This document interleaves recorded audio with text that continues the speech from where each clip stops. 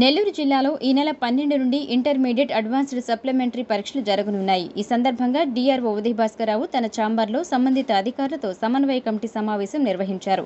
ఈ నెల 12 నుండి 20వ తేదీ వరకు ఉదయం 9 గంటల నుండి మధ్యాహ్నం 12 గంటల వరకు మొదటి సంవత్సరం పరీక్షలు, అలాగే మధ్యాహ్నం 2 గంటల 30 నిమిషాల నుండి సాయంత్రం 5 గంటల 30 నిమిషాల వరకు రెండవ సంవత్సరం వారికి పరీక్షలు జరుగుతాయన్నారు.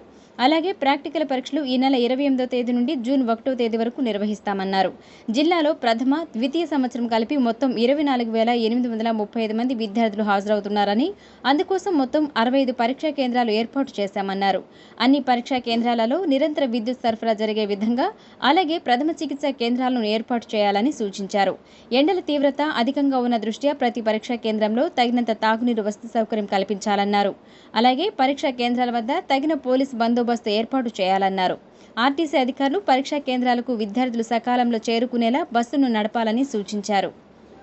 ఈ సమావేశంలో ఆర్ఐఓ వరప్రసాదరావు, జిల్లా వృత్తి విద్యాశాఖ అధికారి మధుబాబు, మున్సిపల్, విద్యుత్, వైద్య, ఆర్టీసీ అధికారులు పాల్గొన్నారు.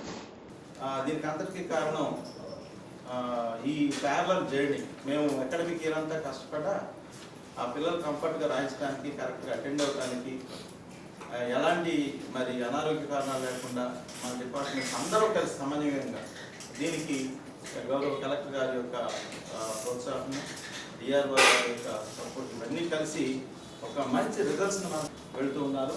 వారి కొరకు ప్రత్యేకంగా ఈ అడ్వాన్స్ సప్లిమెంటరీ ఎగ్జామినేషన్స్ మనం నిర్వహించుకుంటున్నాం. ఈ యొక్క ఎగ్జామినేషన్స్ మనకు 12వ తారీఖు నుంచి 20వ తారీఖు వరకు జరుగుతాయి. 2 సెక్షన్స్లో జరుగుతాయి.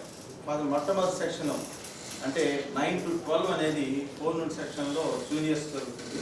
2:30 to 5:30 ఆఫ్టర్నూన్లో సీనియర్స్ జరుగుతుంది. అయితే సీనియర్ సెంటర్స్ కొన్ని లిమిట్గానే ఉంటాయి, తక్కువ కాబట్టి వాళ్ళు మన కింద ఇచ్చాం. సీనియర్స్ 3,767 మంది అపీర్ అవుతున్నారు.